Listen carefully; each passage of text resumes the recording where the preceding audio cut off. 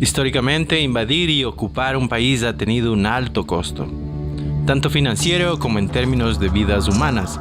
Sin embargo, en el siglo XXI, donde prevalece la guerra asimétrica, dominar una nación se puede lograr por medios más sutiles. Entra en juego la guerra legal o lawfare, un método más fácil y menos costoso de dirigir a un país clave en el juego de ajedrez geopolítico.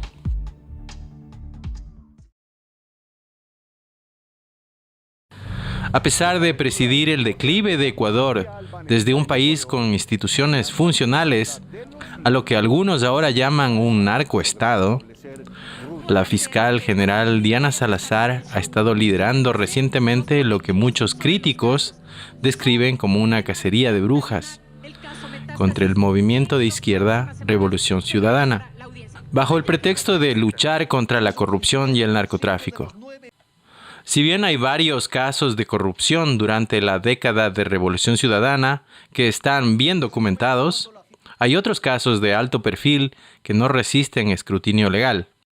Mientras tanto, los principales casos de corrupción y narcotráfico que involucran a políticos de derecha que apoyan intereses corporativos globales han sido en gran medida ignorados por la prensa y discretamente impulsados hacia la impunidad por las autoridades. La narrativa propagada por los conglomerados de medios, propiedad de quienes tienen claros intereses en la batalla geopolítica, refuerza este sesgo, un factor que ha ayudado a la derecha a ganar las batallas culturales y electorales. A medida que se acercan unas nuevas elecciones generales, la fiscal general Diana Salazar enfrenta ahora un juicio en el Congreso. Salazar ha calificado públicamente la acción como un narcojuicio, alegando que intereses no especificados vinculados a los carteles están detrás del caso. Esta narrativa ha ganado fuerza en los principales medios de comunicación, influyendo en los cálculos electorales. La prueba se inició en parte por chats secretos recientemente filtrados, obtenidos por The Grey Zone, que fueron escritos en una aplicación conocida por eliminar mensajes después de una sola visualización. De ser ciertos, los mensajes muestran a Salazar filtrando información sobre una investigación en curso a un sospechoso que es parte del caso. También demorándose en procesar a presidentes alineados con Estados Unidos y actuando coordinadamente y más allá de sus funciones con representantes del gobierno de Estados Unidos con fines políticos.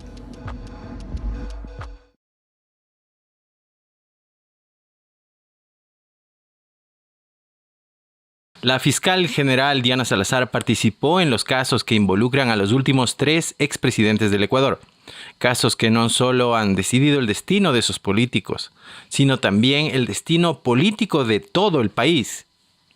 Las siguientes preguntas ilustran la disparidad en el tratamiento que Diana Salazar dio a cada uno de esos casos.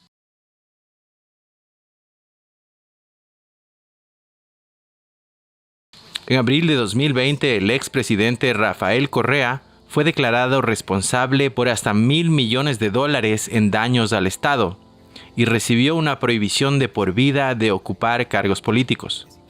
También fue condenado a 8 años de prisión. Este caso marcó un punto de inflexión en el panorama político del Ecuador, particularmente porque a pesar de las numerosas batallas legales en su contra, se ha proyectado consistentemente que Rafael Correa puede ganar cualquier elección en la que participe. El 3 de mayo de 2020, la fiscal general Diana Salazar reveló cargos contra 26 funcionarios del gobierno de Correa, en un caso de asociación ilícita. Salazar argumentó que una estructura bien organizada había estado cobrando sobornos a cambio de favores políticos y contratos gubernamentales. Si bien la evidencia parece sugerir la existencia de tal estructura, no la vinculaba de manera muy concluyente con el propio Correa. Los cargos contra el expresidente se centraron en última instancia en el concepto de influjo psíquico.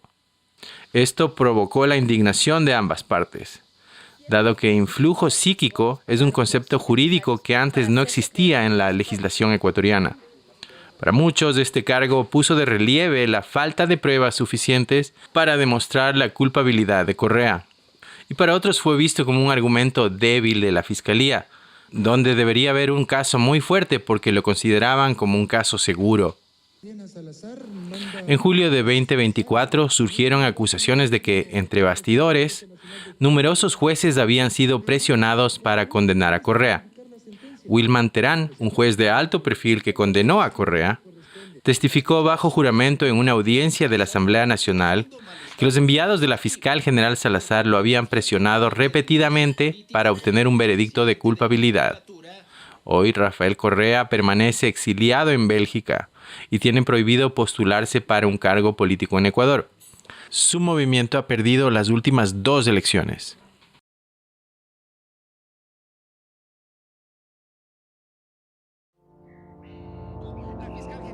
La Fiscalía General del Ecuador presentó 225 pruebas en el caso de corrupción y malversación de fondos contra el expresidente Lenín Moreno, quien alejó a Ecuador de la izquierda latinoamericana y lo acercó a la órbita estadounidense. En el proceso, Moreno rompió numerosas promesas que le había hecho al electorado, que lo eligió como izquierdista, pero rápidamente descubrió que gobernaba desde la derecha.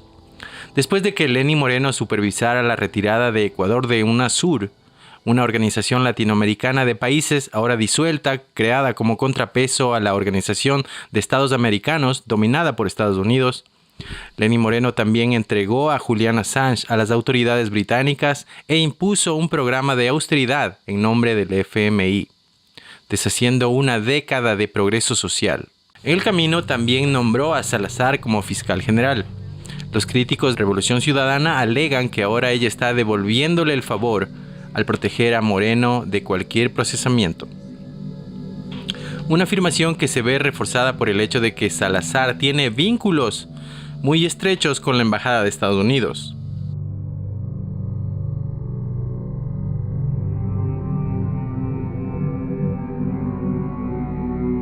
La fiscal Diana Salazar está en el centro del acuerdo de cooperación interinstitucional en muchos frentes.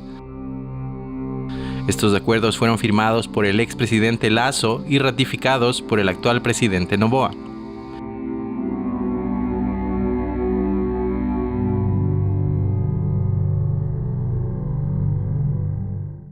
Ecuador pasó de una cooperación nula y posiblemente una independencia de la influencia estadounidense bajo Rafael Correa a firmar una serie de tratados que dan a los agentes y militares estadounidenses total libertad para moverse y construir cualquier cosa en cualquier lugar del país, con total inmunidad ante los tribunales locales durante la próxima década.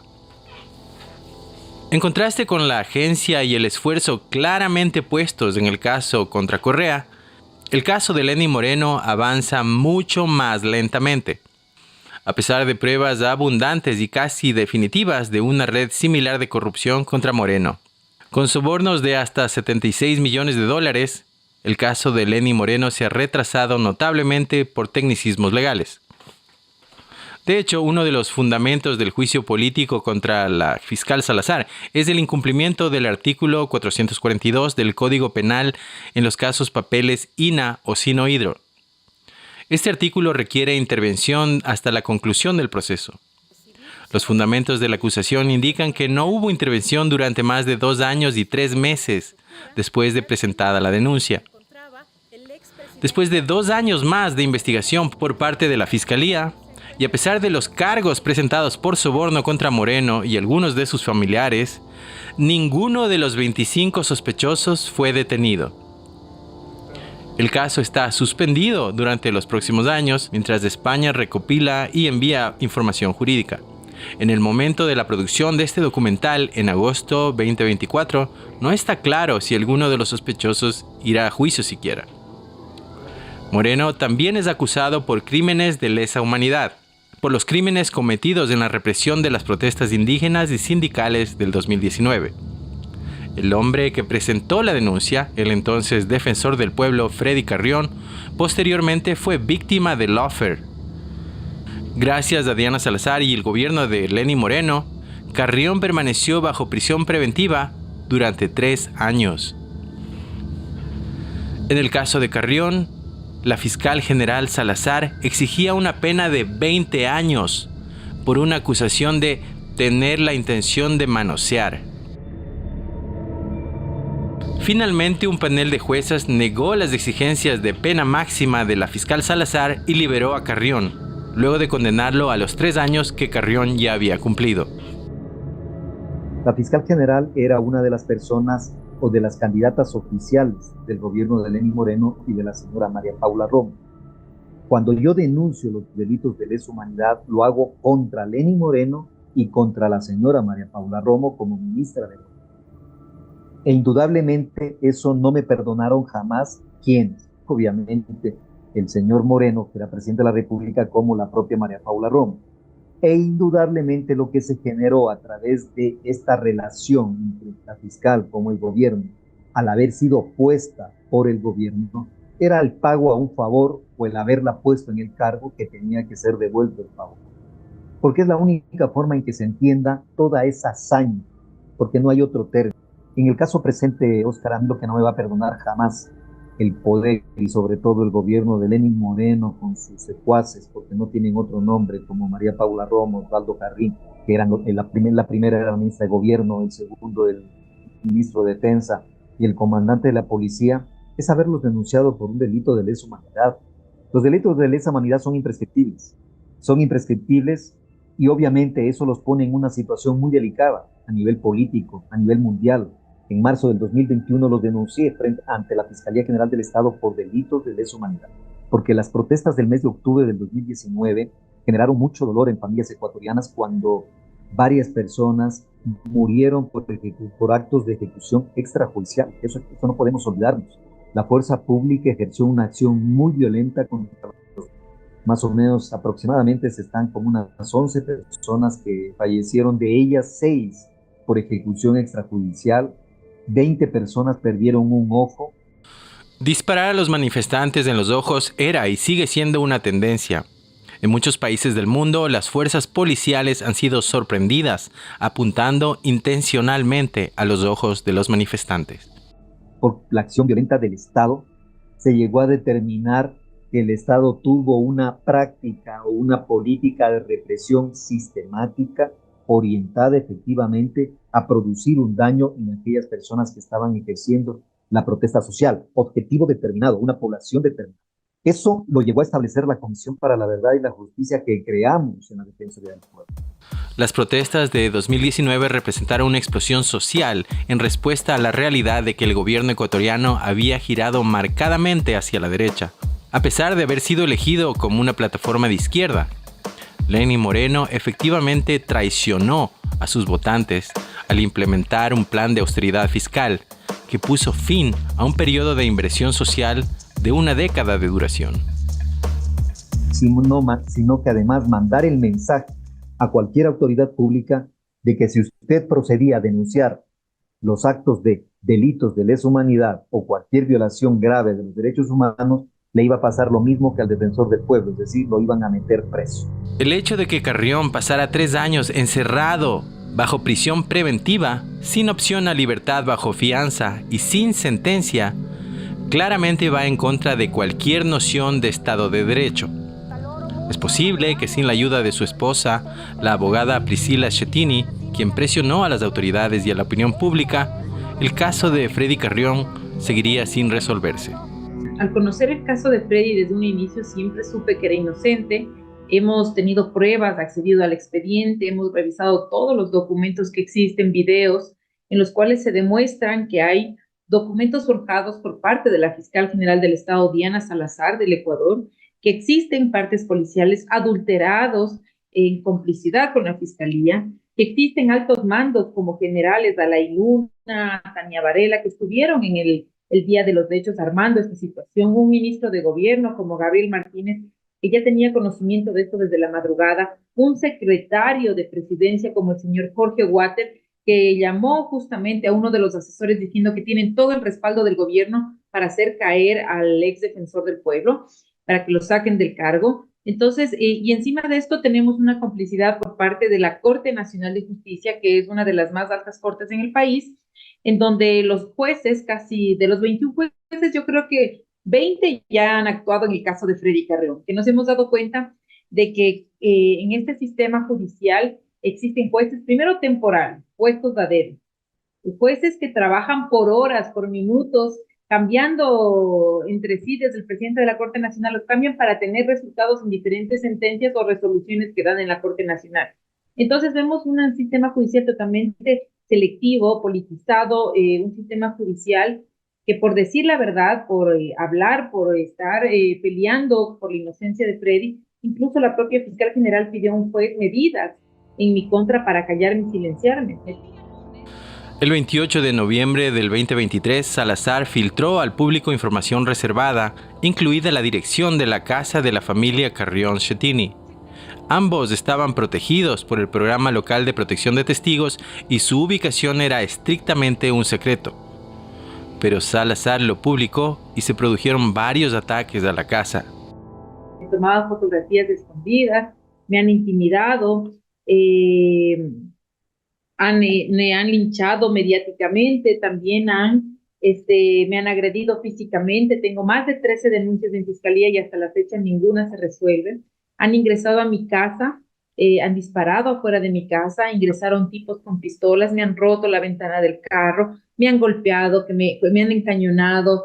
Carrión afirma que el presidente Moreno y los poderosos intereses geopolíticos y económicos detrás de él jugaron un papel clave para mantenerlo encerrado bajo prisión preventiva. Carrión cree que esto sucedió porque, como defensor del pueblo, fue testigo de primera mano de lo que consideró una caza de brujas contra mandos medios de Alianza País. En el momento en que yo llego a ser defensor del pueblo, había una arremetida directa de Lenín Moreno contra sus ex compañeros correístas, los de Alianza País. Había una lucha interna, una lucha en donde la Fiscalía General del Estado empezó a actuar de una manera selectiva, solamente contra aquellos opositores correístas dirigía la persecución penal de la Fiscalía General del Estado. Para otros casos, en cambio, era sumamente complaciente. Y eso se notó, se sigue notando hasta la actualidad. El caso que tú mencionaste es un ejemplo paradigmático de cómo se utilizaban para ciertos opositores políticos hasta teorías completamente absurdas como el influjo psíquico. ¿Por qué? Porque era contra Correa. El precio que tuve que pagar fue la cárcel durante 3 largos años de manera completamente injusta, Oscar, con mucho dolor, con mucho sufrimiento para mí y para mi familia, por encontrarme completamente separado, silenciado, encerrado en una cárcel. Tras dejar la presidencia, Moreno viajó a Estados Unidos. Sin embargo, cuando se presentaron pruebas de sus negocios corruptos en los tribunales ecuatorianos, Estados Unidos permitió que Moreno se fuera. Actualmente reside en Paraguay, bajo la protección del estatus diplomático ecuatoriano.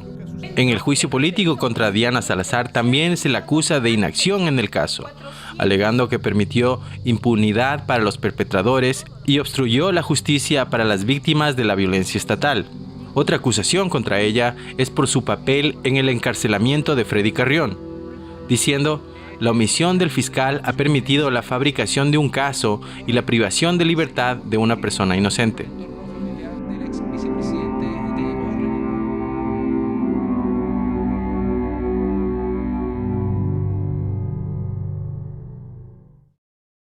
Durante la última década, a medida que el Estado ecuatoriano se vio debilitado por las políticas de austeridad, los carteles criminales internacionales tomaron el control de áreas clave del gobierno, como puertos, fuerzas de seguridad, tribunales y cárceles. El país opera con dólares estadounidenses y ejerce un control mínimo sobre muchas instituciones, lo que lo convierte en un paraíso para los carteles. No solo para enviar drogas al resto del mundo, sino también para lavar sus ganancias ilícitas. Este aumento de estructuras criminales y operaciones de narcotráfico solo podría haber sido posible con la complicidad del Estado a los niveles más altos. Lenín Moreno y la fiscal general Diana Salazar desempeñaron un papel decisivo en el desmantelamiento del gobierno de la Revolución Ciudadana. Como consecuencia, muchas instituciones estatales ecuatorianas centradas en la inversión y la supervisión social fueron cerradas o desfinanciadas. lo que provocó el colapso del sistema de justicia penal, que ha estado en marcha desde el 2019. En abril, una carta de miembros del Congreso de Estados Unidos al presidente Biden destacó evidencia que sugería que una investigación antinarcóticos en Ecuador, conocida como el caso León de Troya, fue suspendida debido a la presión del gobierno. De hecho, Ronnie Rengel, el policía a cargo del caso, fue dado de baja de la policía como medida disciplinaria y tuvo que ir a la clandestinidad para protegerse a sí mismo y a su familia tras recibir amenazas de muerte. A ti te inicia un proceso disciplinario del gobierno de Lasso. Yo supondría que el gobierno de Noboa no continuaría con ese proceso disciplinario. No, Anderson, a mí me dieron la espalda, a mí el Estado ecuatoriano a mí me dio la espalda. Yo aún sigo en la clandestinidad, en espera de algo de protección para mi familia, por lo menos. Me ha costado mucho, me costó mi carrera, me costó mi hogar. Me ha costado mucho haber investigado este caso y haber dicho la verdad. ¿Qué mensaje da esto a tus compañeros antinarcóticos, teniente Rengel? De que se queden callados, de que no digan nada, de que si investigan y llegan donde alguien muy importante deben mejor hacerse a un lado, y porque si no van a ser perseguidos dentro de la institución y una vez podrían ser desvinculados. La investigación de Rengel expuso los tratos comerciales de personas cercanas al expresidente Lasso con la mafia albanesa, o cartel de la mafia balcánica, como también se le conoce, una organización de narcotráfico que había prevalecido sobre los otros grupos y que había obtenido el control de las rutas de tráfico de cocaína hacia Londres y el resto de Europa. El caso León de Troya investigó inicialmente los vínculos de Danilo Carrera, cuñado de Guillermo Lasso, y el empresario Rubén Cherres con Drijan Jica, un jefe de la mafia local de los Balcanes que sigue prófugo, a pesar de varios supuestos esfuerzos de las autoridades para desmantelar su organización. Sin embargo, informes recientes revelaron que fuentes dentro de la oficina del fiscal general había avisado a la mafia de los Balcanes sobre una redada planeada en España, permitiendo que se fuguen los cabecillas. Las autoridades locales todavía permiten que funcionen muchas empresas que se sabe que son propiedad de Jica hasta el día de hoy. Dado que estos carteles están estrechamente vinculados con las mismas bandas criminales con las que el gobierno está teóricamente en guerra, estos incidentes plantean serias dudas sobre la sinceridad del gobierno ecuatoriano al llevar a cabo su guerra contra el crimen. En un extraño giro de acontecimientos, la fiscal general Diana Salazar rebajó los cargos en el caso de León de Troya, de narcotráfico a crimen organizado, en un caso en el que estaban involucradas muchas figuras poderosas, incluido el expresidente Guillermo Lasso. Estos casos abrieron una ventana a una posible manipulación política de la justicia. No entiendo por qué una investigación que inició por narcotráfico, luego la derivaron para tráfico de influencias y luego apareció el caso Pampa para hablar sobre el narcotráfico, habiendo personas que estaban, las mismas personas que estaban en el caso León de Troya, las unas las desviaron al caso Encuentro y las otras las desviaron al caso Pampa, y en el que se encuentra ahí el cuñado del expresidente Guillermo Lasso, Danilo Carrera. Y claro, acá en el caso Pampa sí ya están otras personas de otro nivel, que incluso son un nivel bajo, pero ellos están pagando ya una pena, o sea, se podría decir que ellos van a ser procesados por una pena un poco más alta. Entonces, se divide a las personas y se divide a la investigación, que nace del caso León de Troya. Ronnie Aliaga, ex congresista y ex amigo personal del fiscal general Salazar, es ahora un fugitivo que buscó refugio en Venezuela para escapar de lo que él llama persecución política y muerte segura en una prisión ecuatoriana. Ronnie Aliaga es acusado por Diana Salazar de ser parte de una estructura del crimen organizado. Según la acusación, Aliaga trabajó con Leandro Norero, un narcotraficante que recientemente fue asesinado en prisión. De comprobarse que las acusaciones sean ciertas, Aliaga habría actuado como operador político de una organización criminal que se infiltró en las instituciones democráticas y los partidos políticos de Ecuador. Esa infiltración supuestamente alcanzó a congresistas tanto del derechista Partido Social Cristiano como del izquierdista Movimiento Revolución Ciudadana.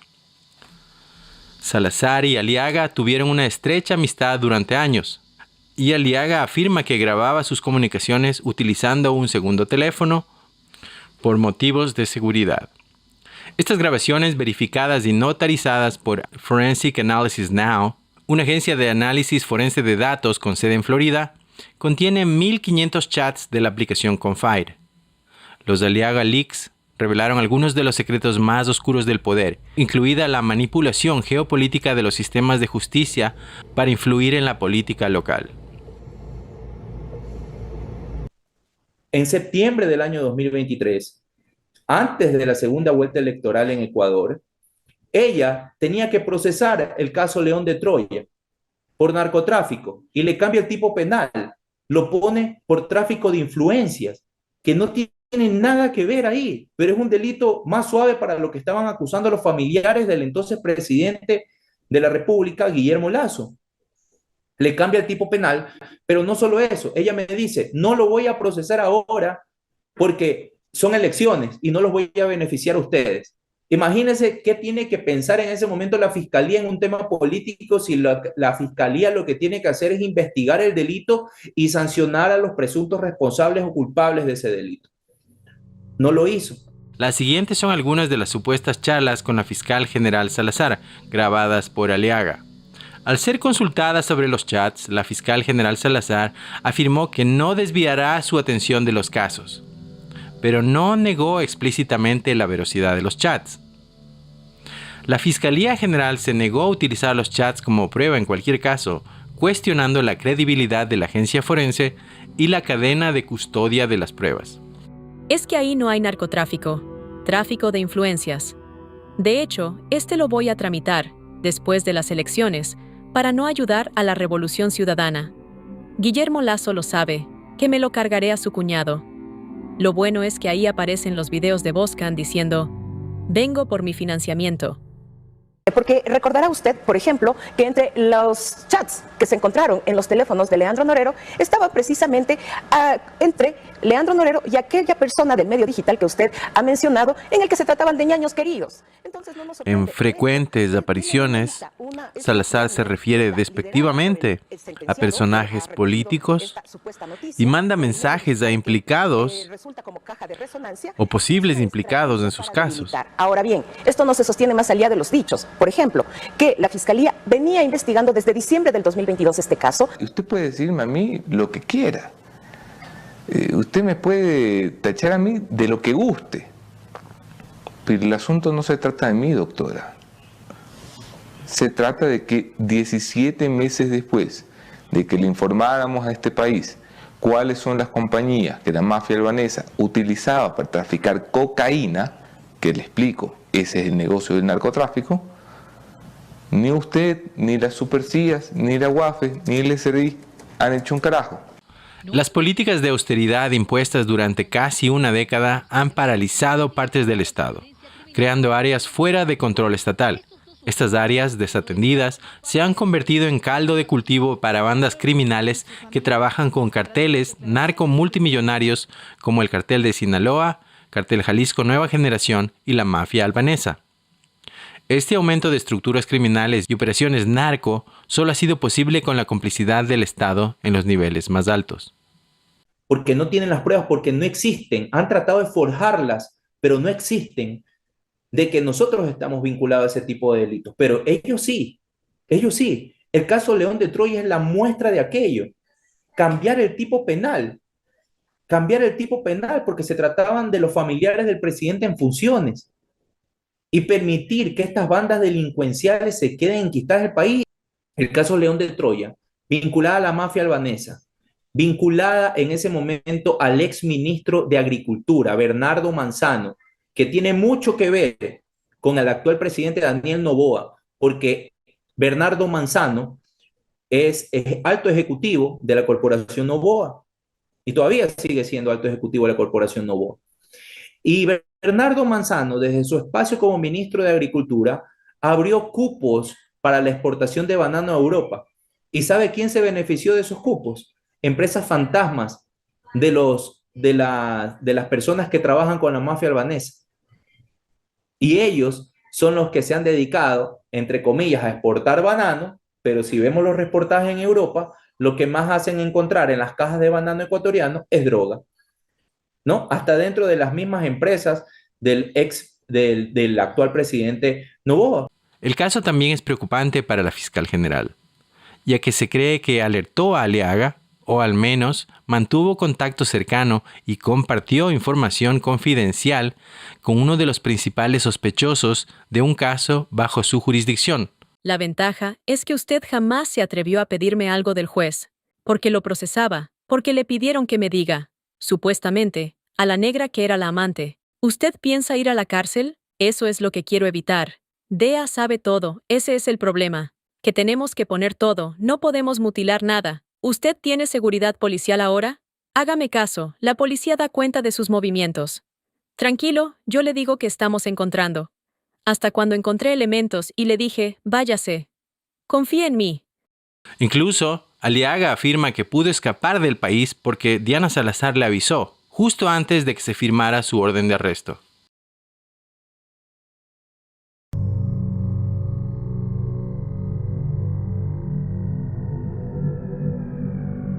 El 9 de agosto de 2023, el candidato presidencial Fernando Villavicencio fue asesinado cuando salía de un mitin político, pocos días antes de las elecciones generales.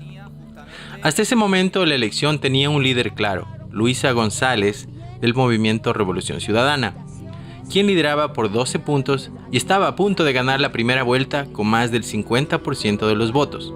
Con los Aliaga Leaks se confirmaron las sospechas de que el candidato presidencial Fernando Villavicencio trabajaba para el gobierno estadounidense. Como informó The Grayson en el 2021, Villavicencio era uno de los muchos líderes sociales y periodistas ecuatorianos que habían recibido fondos de la National Endowment for Democracy, NED, una institución que actúa como un frente de la CIA y del Departamento de Estado norteamericano. Esto ocurrió durante más de una década en un intento por apoyar la oposición al gobierno de Rafael Correa. Los mensajes filtrados de Aliaga podrían suponer una confirmación de primera mano de todo esto. Inmediatamente después del asesinato de Villavicencio, los principales medios de comunicación de la televisión y los políticos de derecha comenzaron a culpar al movimiento Revolución Ciudadana y a Rafael Correa por el asesinato. El movimiento nunca se recuperó en las encuestas y perdió las elecciones. La responsabilidad del asesinato parece recaer en los Lobos, el brazo armado de la mafia balcánica. 8 presuntos asesinos fueron detenidos inmediatamente, pero todos fueron asesinados inmediatamente, una vez que fueron de alguna manera colocados en una prisión controlada por los Lobos. Asesinan a Fernando Villavicencio, que por palabras de ella me confesó o me comunicó que era un informante del gobierno de los Estados Unidos. Por eso ofrecieron, mira, un hecho histórico, ofrecieron $5 millones. El embajador de Estados Unidos ofreció $5 millones y el secretario de Estado también hizo una publicación. Ofrecieron $5 millones por información que lleve al paradero de los asesinos de Fernando Villavicencio. Es más, a los detenidos los iban a llevar a Nueva York, porque mataron a un informante del gobierno de Estados Unidos. Sí, por eso, los estadounidenses están heridos. Creo que ni por mí harían tanto. Yo no trabajo para ellos. Villavicencio sí. Pero ojo, quienes asesinaron a Fernando Villavicencio fueron los Lobos. Hay una fuerza de tarea investigando albaneses de la Comunidad Europea. Esto es heavy. Hay 3 oficinas del FBI investigando el tema. 3 oficinas. La tecnología que tienen es impresionante. Todo es teléfonos. Por eso hay tanta información. Quieren la cabeza de Rafael Correa. Dicen que la Revolución Ciudadana está subiendo. Sí, RC. Los estadounidenses saben que si Revolución Ciudadana gana las elecciones, todos los tratados bilaterales quedan ahí. Y esto en complicidad y con disposición del embajador de Estados Unidos, quien en una conversación, en una cena, en la embajada, con la fiscal general del Estado, pues ya sabían, ya conversaban de quiénes habían sido los asesinos de Villavicencio, el grupo delictivo Los Lobos, pero no salieron a decir públicamente, cuando sabían que había un linchamiento mediático contra la organización política Revolución Ciudadana acusándonos. A mí me dijeron el lunes por la noche, en la casa del embajador. Salí y pedí a la fiscal hacer todo para la cooperación, pero los mataron. Si los Aliaga Leaks son reales, entonces, de acuerdo a sus propias palabras, a pesar de saber quién había matado a Villavicencio, la fiscal Salazar se lo guardó y se lo calló para permitir que se difundiera la narrativa mediática de culpar del asesinato a la Revolución Ciudadana. La fiscal general del Estado, Diana Salazar Méndez, ha sido la precursora de la persecución política y ha sido esa ficha, como ese alfil dentro de un juego macabro de ajedrez que han utilizado para poder perseguir a todos los adversarios políticos de la derecha que se ha tomado al Ecuador en este momento. Me voy a Washington. En serio que esto es de muy alto nivel. De Maduro la investigación es con narcotráfico. Pero esta no era la primera vez que Diana Salazar influía directamente en una elección. En el 2021, justo antes de las elecciones, Salazar viajó a Colombia y anunció públicamente que el candidato presidencial de Revolución Ciudadana, Andrés Arauz, habría recibido dinero del ELN, un grupo guerrillero colombiano. Estas acusaciones se desvanecieron rápidamente después de que Arauz perdió las elecciones. Arauz finalmente presentó una demanda contra Francisco Barbosa, el fiscal colombiano, después de que peritos demostraran que las pruebas utilizadas en la acusación pública eran falsas.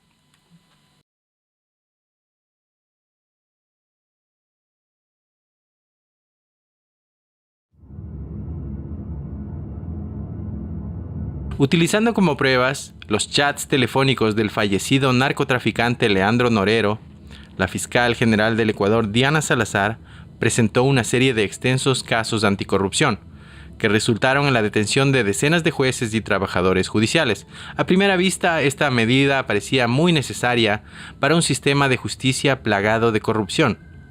Pero, ¿podría ser que este caso también se utilizó como una herramienta para eliminar rivales, tomar el control y asegurar posiciones claves de poder dentro de los tres poderes del Estado?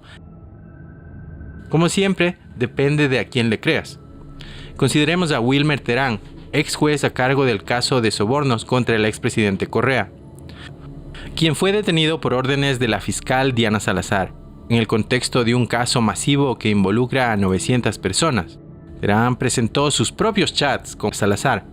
Algunos sectores de la Asamblea exigieron una investigación porque estos casos podrían derivar en delitos de tráfico de influencia, fraude procesal, peculado, conflicto de intereses e injerencia directa en el Consejo de la Judicatura. Terán habría tenido un problema con uno de los operadores de la fiscal Salazar, el juez Walter Macías, a quien Terán, entonces presidente del Consejo de la Judicatura, había destituido disciplinariamente. A pesar de que muchos jueces avalaron por él e incluso escribieron una carta oficial del Consejo de la Judicatura apoyándolo y calificando la operación masiva como un golpe político contra el Poder Judicial, la casa de Terán fue allanada y él fue enviado a un régimen de aislamiento en un centro de máxima seguridad. Cuando un panel de jueces competente falló sobre una moción para transferir a Terán a una prisión de menor nivel de seguridad, donde pueda tener las condiciones para trabajar en su defensa, la oficina de estas juezas fue allanada y también fueron acusadas de corrupción. Terán había comparecido recientemente, bajo juramento, en el Congreso, para detallar cómo Salazar lo presionó a él y a otros, enviando emisarios para así obtener un veredicto de culpabilidad contra Rafael Correa. La fiscal general Diana Salazar. Actualmente, Diana Salazar espera el inicio de su juicio político. sabiendo que tiene las alianzas políticas y los votos para evitar cualquier sanción significativa. Ella mantiene firme el control sobre la Fiscalía General, mientras etiqueta públicamente a sus adversarios políticos como narcos. En ninguna parte del mundo no tiene precedentes que un fiscal general ejerza tal influencia sobre las tres ramas del Estado, allanando las casas de los jueces a voluntad, abriendo investigaciones sobre opositores políticos que permanecen abiertas durante años, e influyendo en las elecciones. El poder de una fiscal general, apoyada por la derecha política, la Embajada de Estados Unidos y los medios de comunicación, se ha convertido en el nuevo factor dominante de la política ecuatoriana.